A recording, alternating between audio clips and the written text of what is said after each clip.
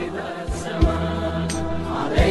السلام أقبل إلينا عجل يا إمام. اعوذ باللہ من الشیطان الرجیم. بسم اللہ الرحمن الرحیم. الحمد للہ رب العالمین وصلی اللہ علی سیدنا محمد وعلی اہل بیتہ الطاہرین. اللہم صل علی محمد وآل محمد وعجل فرجہم. ولعنۃ اللہ علی اعدائہم اجمعین. رب اشرح لی صدری ویسر لی امری واحلل عقدۃ من لسانی یفقہوا قولی. کل ہم نے بعض حقوق کا تذکرہ کیا تھا جو ایک مومن بھائی کے دوسرے مومن پر ہیں. اس کے علاوہ زیارت الاخوان کا باب ہم نے پڑھا تھا کہ مومن بھائی کو کس طرح دوسرے مومن بھائی کی زیارت کرنی چاہیے اور اس سے ملاقات کرنی چاہیے. اس کے بعد ایک اور باب آج ہم پڑھ رہے ہیں اور وہ ہے باب المصافحہ. باب المصافحہ اسی کے بعد ہے زیارت الاخوان کے بعد. مصافحہ کا مطلب ہے ایک دوسرے سے ہاتھ ملانا. ٹھیک ہے، صف سے ہے. صف یعنی یہ جو ہتھیلی کا اگلا حصہ ہوتا ہے، آگے والا حصہ، اس کو ملانا. اور آپ جانتے ہیں اردو میں بھی مصافحہ کا لفظ استعمال ہوتا ہے. تو مومن جب دوسرے مومن سے ملاقات کرتا ہے اور مصافحہ کرتا ہے تو اس کا بھی بہت زیادہ ثواب بیان کیا گیا ہے روایات میں. تیسری حدیث ہم پڑھ رہے ہیں اس باب کی. عن مالک بن اعین الجہنی عن ابی جعفر علیہ السلام قال ان المؤمنین اذا التقیا فتصافحا ادخل اللہ عز وجل یدہ بین ایدیہما. جب دو مومن آپس میں ملاقات کرتے ہیں اور مصافحہ کرتے ہیں، ایک دوسرے سے ہاتھ ملاتے ہیں، تو پروردگار بھی اپنے ہاتھ کو ان دونوں کے درمیان داخل کرتا ہے. ٹھیک ہے، اب اس کا کیا معنی ہے یہ آگے آئے گا. ظاہر ہے کہ یہ بات یقینی ہے کہ پروردگار کا کوئی جسم نہیں ہے، کوئی ہاتھ نہیں ہے کہ جسمانی طور پر پروردگار اپنے ہاتھ کو داخل کرے، لیکن پروردگار کی رحمت، لطف، عنایت ان کے شامل حال ہوتی ہے. وہ آگے آ رہا ہے. وَأَقْبَلَ بِوَجْهِهِ عَلَىٰ أَشَدِّهِمَا حُبًّا لِصَاحِبِهِ. یعنی پہلے تو یہ کہہ دیا کہ ان دونوں کے درمیان اپنے ہاتھ کو داخل کرتا ہے. اس کا مطلب ہے کہ چونکہ دونوں ایک دوسرے سے محبت کرتے ہوئے، ایک دوسرے کے حق کی رعایت کرتے ہوئے مل رہے ہیں اور ملاقات کر رہے ہیں، تو خدا دونوں کو کچھ نہ کچھ اجر دے رہا ہے، ثواب دے رہا ہے. لیکن اب اس میں سے جو دوسرے سے زیادہ محبت کرتا ہے، جس کے دل میں دوسرے مومن کے لیے محبت زیادہ شدید ہے، اس کے لیے جملہ ہے کہ اقبل بوجہہ. پھر وہی بات کہ پروردگار کا وجہ اور چہرہ تو نہیں ہے، وجہ کنایتاً استعمال ہوئے خدا کی رحمت، لطف، عنایت، کرم کے لیے، کہ جس کی محبت زیادہ ہے دوسرے کے لیے اس کی طرف پروردگار کا اقبال ہوتا ہے، پروردگار اس کی طرف زیادہ توجہ کرتا ہے. فَإِذَا أَقْبَلَ اللَّهُ عَزَّ وَجَلَّ بِوَجْهِهِ عَلَيْهِمَا تَحَاتَّتْ عَنْهُمَا الذُّنُوبُ. جب پروردگار کی رحمت دونوں کے شامل حال ہو جائے تو اس کا مطلب یہ ہے کہ پروردگار نے دونوں کے گناہوں کو معاف کر دیا ہے. تحاتت یعنی جھڑ جانا، تشبیہ بھی استعمال ہوئے. کما یتحات الورق من الشجر. جیسے سردی کے زمانے میں یا جب خزاں کا دور ہوتا ہے اور تیز ہوائیں چلتی ہیں تو کس طرح درخت سے پتے جھڑ جاتے ہیں، ہوا کی وجہ سے اڑ کے گر جاتے ہیں زمین پر، اسی طریقے سے جب پروردگار کی رحمت ان دونوں کے شامل حال ہوتی ہے تو ان کے نامہ اعمال سے بھی اسی طرح سے گناہ جھڑ جاتے ہیں اور ختم ہو جاتے ہیں. تو رحمت دونوں کو مل رہی ہے، لیکن جس کے دل میں محبت زیادہ شدید ہے خدا کی جانب سے، اس پر رحمت زیادہ ہے. حدیث نمبر 5، ایک حدیث چھوڑ دیں، اس کے بعد والی حدیث ہے کس طرح مومن سے ملاقات کرنی ہے تو مصافحہ کرنا ہے. یعنی کیا بار بار ہاتھ ملانا ہے، کتنا وقفہ ہو جائے، کتنی دیر ہو جائے تو ہاتھ ملانا ہے. اس حوالے سے روایت آ رہی ہے. عن ابی عبیدہ الحداء قال زاملت ابا جعفر علیہ السلام. زمیل سے ہے، زمیل کہتے ہیں یعنی ساتھی، چاہے سفر کا ساتھی ہو، چاہے رہائش کا ساتھی ہو، یا پڑھائی میں جیسے ایک ہی درس میں ایک ہی کلاس میں ساتھ پڑھتے ہیں، اس کو بھی زمیل کہا جاتا ہے. تو یہاں پر سفر میں یہ شخص امام کے ساتھ تھا. زاملت ابا جعفر علیہ السلام فی شق محمل من المدینہ الی مکہ. مدینہ سے جب مکہ سفر کرنا تھا تو میں امام کے ساتھ ایک ہی سواری میں، ایک ہی محمل میں ساتھ بیٹھا ہوا تھا. فنزل فی بعض الطریق. امام راستے میں کہیں اتر گئے. فلما قضى حاجته وعاد. اپنے کسی کام سے گئے تھے، جب ان کا کام پورا ہو گیا اور واپس پلٹ کر آئے، قال، تو امام نے مجھ سے فرمایا، ہات یدک یا ابا عبیدہ، لاؤ اپنا ہاتھ آگے کرو مجھے دو۔ فناولتہ یدی، میں نے اپنا ہاتھ امام کی طرف بڑھایا، آگے کیا، فغمزہا، تو امام نے میرا ہاتھ اپنے ہاتھ میں لے کر دبایا، حتی وجدت الاذی فی اصابعی، اس طرح ہاتھ ملایا گرم جوشی سے کہ ان کا ہاتھ ملانے کی وجہ سے میرے ہاتھ میں کچھ درد محسوس ہونے لگا۔ آپ نے بھی کبھی کبھی دیکھا ہوگا بعض دوستوں کو عادت ہوتی ہے کہ جب ہاتھ ملاتے ہیں تو بہت زور سے دبا کے ہاتھ ملاتے ہیں، اور سامنے والا اگر متوجہ نہ ہو، ایک عادی طریقے سے ہاتھ دے تو اسے ہاتھ میں درد ہونے لگتا ہے، ٹھیک ہے؟ تو اس نے بھی یہ محسوس کیا کہ امام نے گرم جوشی سے، بڑے استقبال اور محبت کے ساتھ، اب یہ اشارہ اس طرف کہ اذیت پہنچانا مقصد نہیں تھا، ٹھیک ہے، تنگ کرنا مقصد نہیں ہے، امام یہ احساس دلانا چاہتے ہیں کہ جب بھی کسی سے ہاتھ ملاؤ تو گرم جوشی اور محبت کے اظہار کے ساتھ، ٹھیک ہے، یعنی ایسے کہ جیسے تم مجھ سے بہت محبت کرتے ہو۔ تو اس طرح امام نے مجھ سے ہاتھ ملایا۔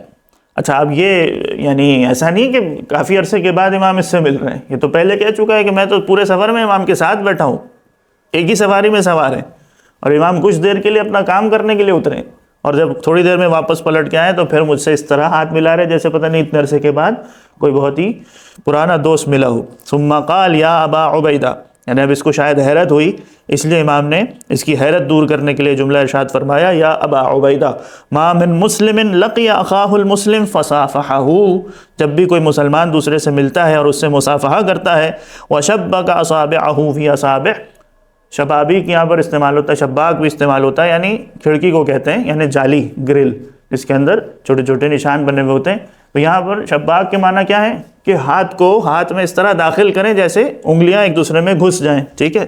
تو یہ بھی گرم جوشی کی طرف اشارہ ہے، بڑے محبت اور خلوص کے ساتھ، کہ جب وہ مصافحہ کرتا ہے اس طرح کہ ایک کا ہاتھ دوسرے کے ہاتھ میں داخل ہو جائے، الا تناثرت عنہما ذنوبہما کما یتناثر الورق من الشجر فی اليوم الشاتی، ٹھیک ہے؟ شتا سے ہے یعنی سردی کے زمانے میں، سردی کے موسم میں جس طرح درخت سے پتے جھڑ جاتے ہیں، اسی طریقے سے دونوں ان مسلمانوں کے ہاتھوں سے جب مصافحہ ہوتا ہے تو نامہ اعمال میں سے گناہ جھڑ جاتے ہیں۔ حدیث نمبر 9 پڑھتے ہیں، بیچ کی 3 حدیثیں چھوڑ دیجئے۔ حدیث نمبر 9، ابھی جیسے آپ نے اس حدیث میں ملاحظہ کیا کہ کچھ دیر کے لیے بھی انسان جائے اور دوبارہ ملاقات ہو تو پھر سے مصافحہ کرے، اب وہ کتنا وقفہ ہونا چاہیے اس حدیث میں آ رہا ہے۔ ان ابی جعفر علیہ السلام قال ينبغي للمؤمن اذا توارى احدهما عن صاحبه بشجرة ثم التقيا ان يتصافحا، اگر اتنا سا بھی وہ فاصلہ طے کرے کہ ایک درخت کے قریب جائے اور واپس پلٹ کے آ جائے، ٹھیک ہے، یعنی ابھی تک ہم ساتھ تھے، کچھ دیر کے لیے دور ہوئے اور ایک درخت کے فاصلے کے برابر مسافت تک وہ دوری پر گیا اور واپس پلٹ کر آیا، تو اتنا وقفہ بھی کافی ہے کہ پھر دوبارہ اس سے مصافحہ کرو، پھر دوبارہ اس سے ہاتھ ملا اور دوستی کا اظہار کرو۔ مصافحہ کرنا ملائکہ کی سنت ہے۔ اگلی روایت دیکھیں، حدیث نمبر 10، عن ابی جعفر علیہ السلام قال قال رسول اللہ صلی اللہ علیہ وآلہ اذا لقی احدکم اخاہ فلیسلم علیہ ولیصافحہ، اگر تم اپنے کسی مومن بھائی سے ملاقات کرو تو اس کو سلام کرو اور اس سے مصافحہ کرو۔ فإن اللہ عز وجل اکرم بذلک الملائکہ، یہ اکرام کا وہ طریقہ ہے جو پروردگار نے ملائکہ کو سکھایا ہے، یعنی ملائکہ جب ایک دوسرے سے ملتے ہیں آسمانوں پر تو وہ بھی ایک دوسرے کا اکرام اور تعظیم اسی طرح کرتے ہیں کہ مصافحہ کرتے ہیں۔ فاصنعوا صنع الملائکہ، تو تم لوگوں کو بھی چاہیے کہ تم بھی اسی طریقہ کار اور روش کو اختیار کرو ایک دوسرے کی تعظیم اور اکرام کرنے کے لیے جو ملائکہ کا طریقہ کار ہے۔ حدیث نمبر 15، یہ شاید آپ نے سنی ہوئی ہوگی۔ عن ابی عبداللہ علیہ السلام قال ما صافح رسول اللہ صلی اللہ علیہ وآلہ وسلم رجلا قط فنزع يده حتى يكون هو الذي ينزع يده منه، ابھی جیسے 5ویں امام کی سیرت میں آیا کہ امام نے جب اس سے ملاقات کی اور مصافحہ کیا تو اس کے ہاتھ کو زور سے دبایا، یہاں پر کیا ہے کہ رسول خدا کی سنت تھی، طریقہ کار تھا کہ جب بھی کسی سے ملاقات کرتے تھے اور اس سے مصافحہ کرتے تھے تو جب تک سامنے والا اپنا ہاتھ کھینچ نہیں لیتا تھا، نکالنے کی کوشش نہیں کرتا تھا، اس وقت تک رسول خدا اس کا ہاتھ نہیں چھوڑتے تھے۔ یعنی رسول خدا یہ نہیں چاہتے تھے کہ اپنے ہاتھ کو پہلے اس کے ہاتھ سے ہٹا دیں، جب تک وہ ہاتھ دینے کے لیے تیار ہے اور مصافحہ کر رہا ہے، ملاقات کر رہا ہے، اس وقت تک رسول بھی اپنا ہاتھ اس کے ہاتھ میں رکھتے تھے۔ تو مراد یہ ہے کہ مستحب ہے، تاکید ہے اس بات کی کہ زیادہ دیر تک مومن بھائی کا ہاتھ اپنے ہاتھ میں رکھیں جب تک کہ وہ خود سے نہ ہٹائے۔ تو یہ سارے آداب ہو گئے مصافحہ کرنے کے۔ ایک آخری حدیث اسی باب میں ہے، 18 نمبر کی حدیث، عن ابی عبداللہ علیہ السلام۔ جو ثواب اور جو فائدہ ہم نے پڑھا اس میں کیا ہے کہ پروردگار کی رحمت شامل ہوتی ہے، نامہ اعمال سے گناہ جھڑ جاتے ہیں، ٹھیک ہے، یہ ملائکہ کا طریقہ کار ہے۔ اور وقفہ کتنا ہو کہ ایک درخت سے دوری تک انسان سفر کر کے واپس آئے تو پھر دوبارہ مصافحہ کرے۔ مصافحہ کرنے کا ایک اور فائدہ کیا ہے اس حدیث میں، عن السکونی عن ابی عبداللہ علیہ السلام قال تصافحوا فإنها تذهب بالسخیمہ، ایک دوسرے سے مصافحہ کرو کیونکہ اس کا ایک فائدہ کیا ہے کہ اس سے سخیمہ چلی جاتی ہے۔ سخیمہ یعنی دل میں بغض، کینہ، عداوت، دشمنی اگر کسی کے خلاف ہے تو ہاتھ ملانے سے، مصافحہ کرنے سے دل میں جو بغض اور عداوت ہے وہ دور ہو جائے گی۔ تو اگر دلوں میں نفرتوں کو دور کرنا ہے اس کا ایک طریقہ یہ ہے کہ انسان بار بار مصافحہ کرے۔ اگلا باب ہے معانقہ۔ ہاتھ ملانا بھی دوستی کی ایک علامت ہے، محبت کی علامت ہے، اسی طرح دشمنی اور بغض ختم ہوتا ہے، ثواب میں اضافہ ہوتا ہے۔ دوسرا آداب یہ ہے کہ جب دوسرے سے ملو تو معانقہ کرو، عنق سے ہے، عنق گردن کو کہتے ہیں، ٹھیک ہے، اردو زبان میں عام طور پہ استعمال ہوتا ہے گلے ملنا، گلے ملنا جیسے ہم عید پہ ملتے ہیں یا کوئی بڑی خوشی کی تقریب ہوتی ہے، ٹھیک ہے، ولادت یا جشن کا موقع ہوتا ہے، اس وقت جس طرح ہم گلے ملتے ہیں۔ یا دوسرا معنی اس کا یہ کیا گیا کہ گردن میں ہاتھ ڈالنا، اس طرح ملے کہ سینے سے سینہ ملائیں اور دوسرے کے گلے میں باہیں ڈالیں، ہاتھ ڈال کے اس سے محبت کا اظہار کریں۔ اچھا یہاں رک کر ایک بات عرض کر دوں کہ جو آداب ہمیں سکھائے گئے ہیں وہ یہ ہیں، مصافحہ کرنا اور معانقہ کرنا، صحیح، اور جو ثواب اس پر مترتب ہوگا وہ یہی طریقہ کار ہے، ملائکہ کی بھی یہ سنت ہے۔ ہمارے یہاں آج کل آپ دیکھیں وہ روش عام ہو رہی ہے جو دوسرے ملکوں میں ہے، ٹھیک ہے، غیر مسلم اور مغربی ممالک کا جو آج کل طریقہ کار ہے، آپ نے دیکھا ہوگا جوانوں کو وہ کالج یونیورسٹی میں وہی طریقہ استعمال کرتے ہیں آج کل، جیسے مکہ یوں ایک دوسرے سے یوں ملاقات ہے یا نہیں، ٹھیک ہے نا، یوں مارتے ہیں پھر یوں مارتے ہیں جیسے پتہ نہیں کوئی باکسنگ ہو رہی، ٹھیک ہے، یا کندھے سے کندھا ٹکراتے ہیں یوں کر کے۔ تو یہ ہمارے یہاں کوئی آداب نہیں ہے، مصافحہ کرنا اور معانقہ کرنا ہے، ٹھیک ہے۔ یا عرب میں جو دستور ہے وہ بھی شاید اس میں شامل ہو جائے گا کہ گال سے گال ملاتے ہیں اور بوسہ دیتے ہیں، بوسہ دینے کی بھی الگ سے روایات ہیں۔ خیر اس وقت ہم معانقہ کو پڑھتے ہیں۔ حدیث نمبر 2، پہلی حدیث چھوڑ کے اس میں دوسری حدیث ہے، عن ابی عبداللہ علیہ السلام قال ان المؤمنین اذا اعتنقا غمرتہم الرحمہ، جب دو مومن ایک دوسرے سے گلے ملتے ہیں، ٹھیک ہے، تو پروردگار کی رحمت انہیں ڈھانپ لیتی ہے، سایہ کر دیتی ہے اپنی رحمت ان دونوں پر۔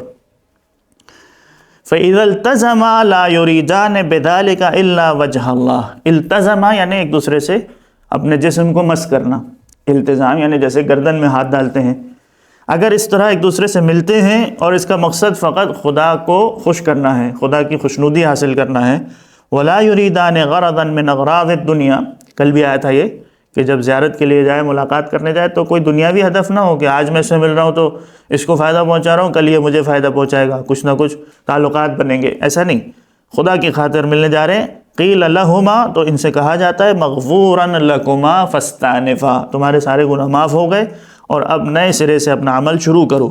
فَإِذَا أَقْبَلَ، اب یہ جدید نیا مطلب ہے، فَإِذَا أَقْبَلَ عَلَى الْمُسَاءَلَةِ، مساءلہ سوال سے ہے، جب بھی ہم ملتے ہیں تو طریقہ کار یہ ہوتا ہے نا، ایک دوسرے کی حال احوال اور خیریت دریافت کرتے ہیں، ٹھیک ہو، پریشانی تو نہیں ہے، گھر میں سب خیریت ہے، تو مساءلہ سے مراد یہ ہے کہ ایک دوسرے کی خیریت دریافت کرتے ہیں۔ قالت الملائکۃ بعضها لبعض، تو اب ملائکہ ایک دوسرے سے کہتے ہیں، اب یہاں پر ملائکہ سے مراد کون ہے؟ جو نامہ اعمال لکھنے پر مامور ہیں، جو ہمیشہ ایک انسان کے ساتھ ساتھ ہیں دائیں اور بائیں کندھے پر۔ تو دونوں مومنین کے ملائکہ جو ان کے نامہ اعمال لکھنے پر مامور ہیں وہ ایک دوسرے سے کہتے ہیں تنحوا عنہما، ان دونوں سے دور ہو جاتے ہیں، ایک کنارے ایک طرف چلے جاتے ہیں۔ فإن لهما سرا، یہ دونوں مومن آپس میں گفتگو کر رہے ہیں، بات چیت کر رہے ہیں، ہو سکتا ہے ان کے کوئی راز کی کوئی مخفی بات ہو جو یہ کسی دوسرے کو نہ بتانا چاہیں، ٹھیک ہے، تو فرشتے بھی دور ہو جاتے ہیں خدا کے حکم سے۔ فقد ستر اللہ علیہما، اور دیکھو اس کی ایک نشانی یہ بھی ہے کہ اللہ نے ان کو اپنی خاص رحمت میں ڈھانپ لیا ہے۔ جیسے بارش ہوتی ہے بہت تیز تو انسان کوشش کرتا ہے نا کہ راستہ چلتے ہوئے بھی کوئی ایسی جگہ تلاش کرے جو سر پہ سائبان کی طرح ہو اور بارش اس پر نہ برسے، انسان پانی سے محفوظ ہو جائے۔ تو اچانک کس طرح انسان ایک سائبان میں یا ایک سائے والی جگہ میں چلا جاتا ہے، تو گویا یہی انداز ہے کہ جیسے ہی آپس میں ملتے ہیں اور معانقہ کرتے ہیں تو خدا کی رحمت اس طرح ڈھانپ لیتی ہے کہ چاروں طرف سے چھپا دیا ان کو۔ تو فرشتے بھی کہتے ہیں کہ جب اللہ نے ان کو ڈھانپ لیا اپنی رحمت میں تو ہم کیوں بیچ میں آئیں، ہم بھی یہاں سے چلے جاتے ہیں۔ ایسا ہو سکتا ہے کہ یہ کوئی خاص راز کی اور مخفی بات کرنا چاہتے ہوں۔ قال اسحاق، تو راوی نے امام سے پوچھا فقلت جعلت فداک فلا يكتب علیہما لفظہما۔ اچھا، اب اس سے راوی کو جو ہے وہ ایک سوال اور اعتراض ذہن میں آ گیا کہ آپ یہ کہہ رہے ہیں کہ وہ فرشتے دور چلے جاتے ہیں، تو اس کا مطلب اب اس دوران جب یہ بات چیت کر رہے ہیں، اگر یہ کوئی ایسی بات کریں کہ جو نامہ اعمال میں لکھنے والی ہو تو کوئی نگران تو نہیں بچا، دونوں فرشتے چلے گئے، ٹھیک ہے، کوئی ایسا گناہ ہو مثلا، یا کوئی ایسی بات ہو کہ جس کا کل مواخذہ ہونا ہے اور خدا کے سامنے اس کا حساب و کتاب دینا ہے، تو اب لکھنے والا اور نوٹ کرنے والا تو کوئی بھی نہیں ہے، دونوں فرشتے چلے گئے۔ تو اس نے سوال یہی کیا کہ فلا یکتب علیہما لفظہما، جو کچھ یہ بول رہے ہیں کہہ رہے ہیں، کیا ان کے ان الفاظ کو نامہ اعمال میں نوٹ نہیں کیا جائے گا، لکھا نہیں جائے گا؟ وقد قال اللہ عز وجل، جبکہ قرآن میں تو خدا کہتا ہے کہ ما یلفظ من قول الا لدیہ رقیب عتید، جو لفظ بھی اپنی زبان سے بولتے ہیں، انسانوں کی بات ہو رہی ہے، انسان جو بھی لفظ اپنے منہ سے ادا کرتا ہے، ہر لفظ پر کوئی نگران، کوئی چوکیدار محافظ بیٹھا ہوا ہے جو سختی سے نوٹ کر رہا ہے کہ وہ کیا لفظ بول رہا ہے۔ تو اس آیت میں تو عموم ہے، اطلاق ہے کہ ہر لفظ نوٹ ہوگا۔ جب اس دوران یہ دونوں فرشتے چلے گئے تو کیا پھر جو بولا جا رہا ہے وہ الفاظ نوٹ نہیں ہوں گے؟ اب امام نے جواب دیا قال فتنفس ابو عبداللہ علیہ السلام السعداء، ایک لمبی سانس کھینچی امام نے، ٹھیک ہے، اسے ہاں کر کے انسان تھوڑا سانس لیتا ہے اور استراحت کرتا ہے، آرام سے بیٹھتا ہے اس طرح۔ ثم بکا، اور اس کے بعد امام نے گریہ کیا، آنسو بہائے، حتی اخضلت دموعہ لحیتہ، اس قدر روئے امام کے آنسو جو ہے وہ امام کی داڑھی تک پہنچ گئے۔ وقال یا اسحاق، یعنی یہ اشارہ تھا اس بات کی طرف کہ کس قدر رحمت خدا ہے جو ان دونوں کے شامل حال ہو رہی ہے۔ اس رحمت کو تصور کر کے امام رو رہے ہیں کہ بندہ مومن پر پروردگار کس قدر مہربان ہے کہ اپنے فرشتوں تک کو ہٹا دیا ہے۔ لیکن اس اعتراض کا جواب جو اس راوی نے کیا امام نے دیا کہ اس کا یہ مطلب نہیں ہے کہ ان کے الفاظ نوٹ نہیں ہو رہے، اگر فرشتے ہٹ گئے تو خدا تو نگہبان ہے، خدا تو ہر چیز دیکھ رہا ہے۔ ان اللہ تبارک و تعالی انما امر الملائکۃ ان تعتزل عن المؤمنین اذا التقیا اجلالا لہما، یہ ان دونوں کے اکرام اور اجلال کی وجہ سے ہے کہ خدا نے فرشتوں کو کہا کہ دور ہٹ جاؤ، تمہیں سننے کی ضرورت نہیں کہ دونوں آپس میں کیا راز کی بات کہہ رہے ہیں۔ وَإِنَّهُ وَإِنْ كَانَتِ الْمَلَائِكَةُ لَا تَكْتُبُ لَفْظَهُمَا، اگرچہ کہ وہ ملائکہ اس کے الفاظ کو نوٹ نہیں کرتے کیونکہ وہ تو وہاں سے چلے گئے ہیں، وَلَا تَعْرِفُ كَلَامَهُمَا، اور ان کی بات کو نہیں سنتے، فَإِنَّهُ یعنی پروردگار يَعْرِفُهُ وَيَحْفَظَهُ عَلَيْهِمَا، لیکن پروردگار تو جانتا ہے اور اس کے پاس ہر چیز نوٹ ہو رہی ہے کہ یہ دونوں کیا بات کر رہے ہیں۔ عالم السر و اخفا، کیونکہ خدا ہر چھپی ہوئی اور مخفی اور راز کی باتوں کو بھی جانتا ہے۔ تو یہ مطلب نہیں ہے ان دونوں فرشتوں کے ہٹ جانے کا کہ ان کا عمل نوٹ نہیں ہو رہا، محفوظ نہیں ہو رہا، وہ ہو رہا ہے۔ پروردگار خود کہتا ہے نحن اقرب الیہ من حبل الورید، ہم تو ہر انسان کی شہرک سے زیادہ اس سے قریب ہے، یعنی اس کی اپنی جان، اس کے اپنے نفس سے زیادہ پروردگار اس سے قریب ہے، تو اس سے زیادہ قربت اور کیا ہوگی؟ تو خدا ہر چیز پر نگہبان ہے، لیکن یہ ان کے اجلال اور اکرام کی وجہ سے ہے کہ فرشتوں تک کو وہاں سے ہٹا دیا جاتا ہے۔ باب التقبیل اس کے بعد ہے، اس کو ہم چھوڑ رہے ہیں، اور اگلا باب ہم پڑھیں گے تذاکر الاخوان، ٹھیک ہے۔ ہمارا مقصد ہے کہ جو زیادہ کام کی اور ہم سے مربوط احادیث ہیں اس کو آپ کے سامنے پیش کریں۔ تو اخوان کا تذکرہ یعنی یاد دہانی، آپس میں بیٹھ کر گفتگو کرنا جو مفید ہو، جو ایک دوسرے کو فائدہ پہنچانے والی ہو۔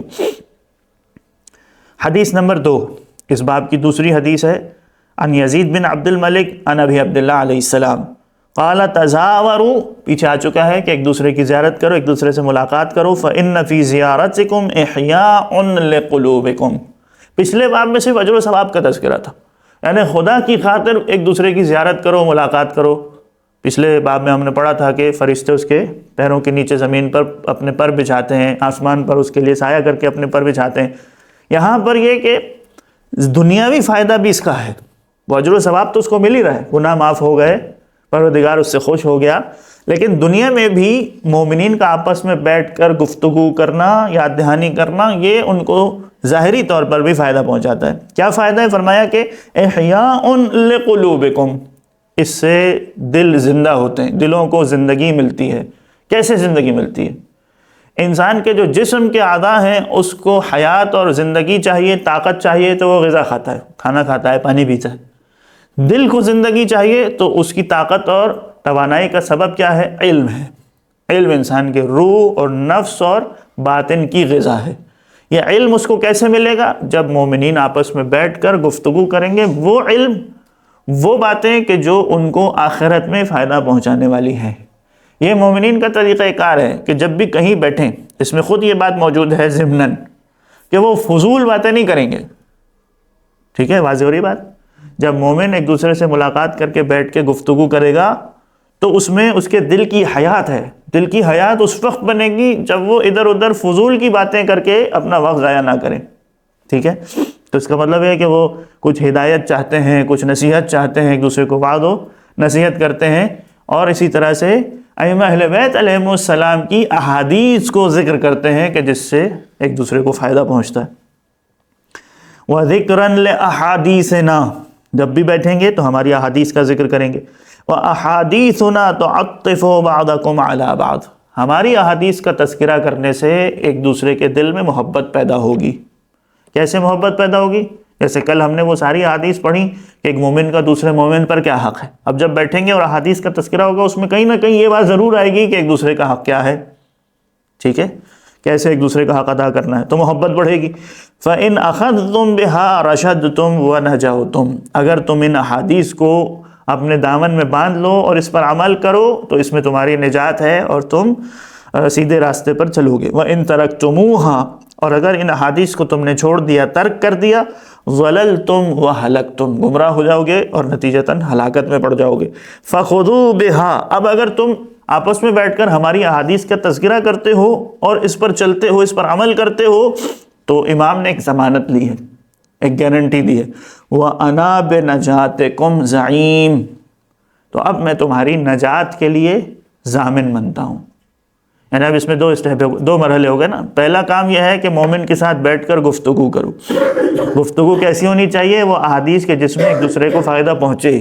اور دوسرا مرحلہ یہ ہے کہ یہ جو احادیث ذکر ہوئی اس پر انسان عمل کرے، اس کے مطابق چلے. تو اب امام نے ضمانت لی کہ میں تمہاری نجات کا ضامن بنتا ہوں کہ قیامت میں تمہاری شفاعت کروا دوں گا. حدیث نمبر 3، عن عباد بن کثیر قال قلت لابی عبداللہ علیہ السلام. عباد جو ہے وہ بصرہ کے زہاد میں اور عبادت گزار لوگوں میں شمار ہوتا ہے، لیکن کہا جاتا ہے تاریخ میں کہ یہ وہ شخص تھا جو ریاکاری کرتا تھا اور عام طور پہ ائمہ سے آ کر اس قسم کے سوالات کرتا تھا جو ان کو تنگ کرنے کا باعث بنتے تھے. ٹھیک ہے، یہاں بھی تقریباً اسی جیسا کچھ مطلب نظر آ رہا ہے کہ یہ شخص آیا امام کے پاس. قلت لابی عبداللہ علیہ السلام، چھٹے امام سے سوال کیا، انی مررت بقاص یقص وهو یقول هذا المجلس الذي لا يشقى به جلیس. پچھلی حدیث میں نے ذکر کیا کہ جب مومن دوسرے مومن کے ساتھ بیٹھتا ہے تو فضول باتیں نہیں کرتا. اچھا، فضول باتیں کرنے کا یہ مطلب ہرگز نہیں ہے کہ ہنسی مذاق نہ ہو. دوسرے مومن کو خوش کرنا، اسے ہنسانا. دعابہ، آداب معاشرت میں اگر آپ کتاب العشرہ پڑھیں اس میں بھی ایک باب ہے دعابہ. دعابہ کا مطلب یہ ہے کہ ہنسانا، خوش کرنا. ٹھیک ہے، ایسی بات کرنا جس سے مومن خوش ہو جائے، اس کے دل میں اگر کوئی غم ہے تو وہ چلا جائے. ٹھیک ہے، یہ خود آداب معاشرت میں ہے اور اس کو اچھا سمجھا گیا ہے، اس کی مدح ہے. امام نے سوال کیا ہے کہ کیا تم آپس میں بیٹھتے ہو تو اس طرح ہنسی مذاق کرتے ہو یا نہیں کرتے ہو؟ یعنی اس کا مطلب امام چاہتے ہیں کہ یہ بھی ہو، لیکن اس کی ایک حد ہے. اس کی حد کیا ہے؟ صرف دوسرے کو خوش کرنا مقصد ہے، یہ نہیں کہ بھائی جتنی دیر بیٹھے صرف ہنسی مذاق ہی ہو رہا ہے اور کوئی کام کی فائدے کی بات ہی نہیں ہو رہی.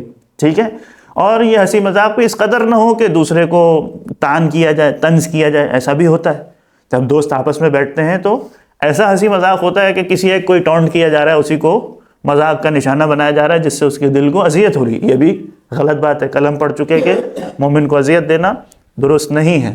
ٹھیک ہے. تو اب یہاں پر یہ کہتا ہے کہ میں جب ایک راستے سے گزرا تو وہاں ایک قصہ سنانے والا، قاص کہتے ہیں قصے سے، ایک ایسا شخص تھا کہ جو قصے سنا رہا، کہانیاں.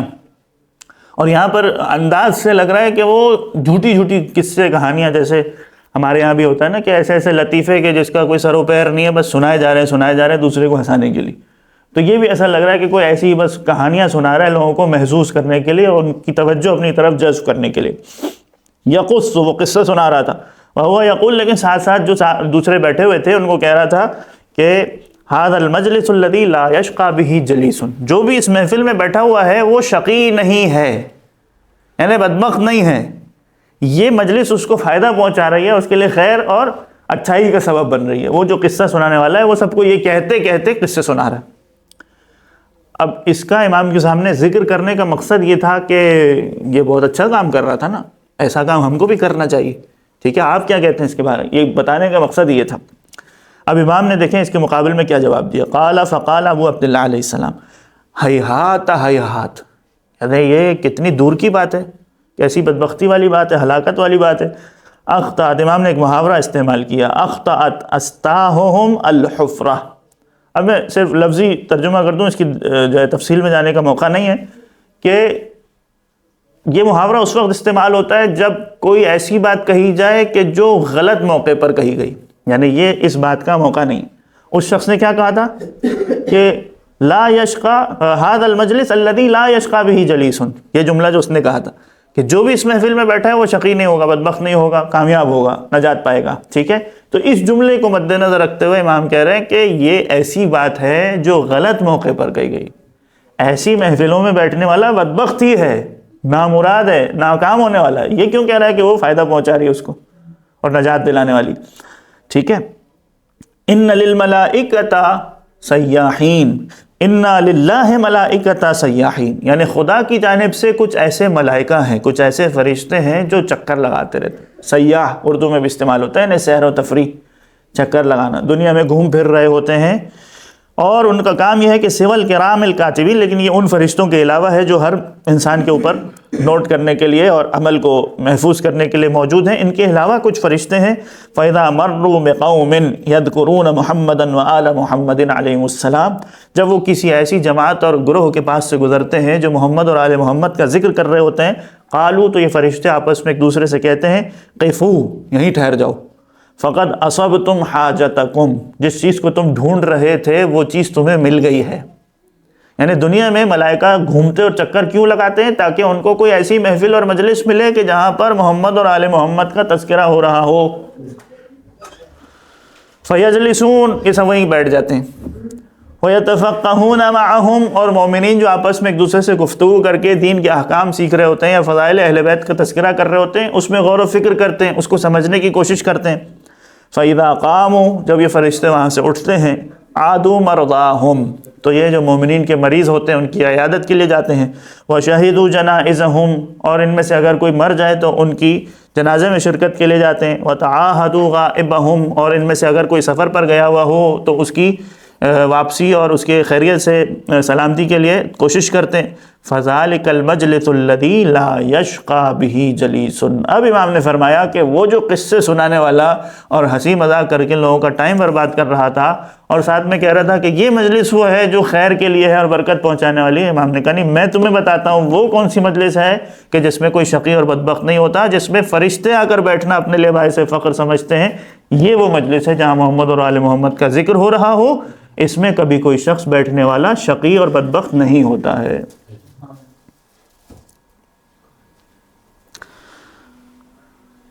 وقت ہے ہمارے پاس، ایک حدیث اور پڑھ لیتے ہیں چھوٹی سی، حدیث نمبر 5، یہ باب بھی مکمل ہو جائے گا.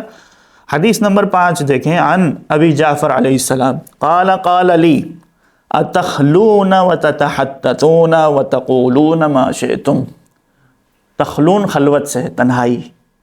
کیا تم تنہائی میں بیٹھتے ہو تتحدثون حدیث سے ہے، اور ایک دوسرے سے گفتگو کرتے ہو، حدیثیں سناتے ہو، وَتَقُولُونَ مَا شِئْتُمْ، اور وہ تنہائی ایسی ہوتی ہے، پرائیویسی ایسی ہوتی ہے کہ جس میں کوئی غیر نہیں ہے، کوئی منافق اور اجنبی نہیں ہے، بس جو تمہیں جی چاہتا ہے، جو تمہارے دل کی بات ہے وہ تم ایک دوسرے سے کہتے ہو۔ یہ اشارہ ہے کس کی طرف؟